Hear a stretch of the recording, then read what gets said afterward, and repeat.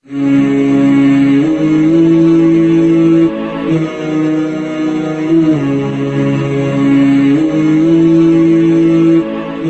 alaikum wa rahmatullahi ta'ala wa barkatu.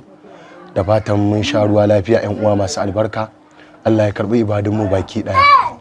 Manzon Allah sallallahu alaihi wa sallama yana cewa a wani hadisi da ya zo a cikin sahihu Tirmizi, man asbaha minkum aminan fi sirbihi, wanda ya wayi gari a cikin ku yana zaune lafiya a gidansa, mu'afan fi jasadihi, yana da lafiya a jikinsa, inda huqutu yaumihi, yana da abincin da zai ci a wannan ranar, faka annama hizat lahu dunya, kamar an tattara masa duniya ne an bashi.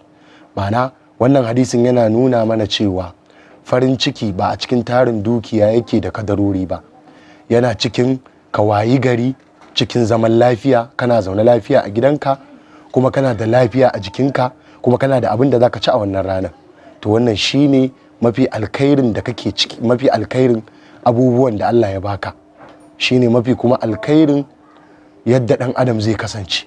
Wassalamu alaikum wa rahmatullahi ta'ala wa barakatuh.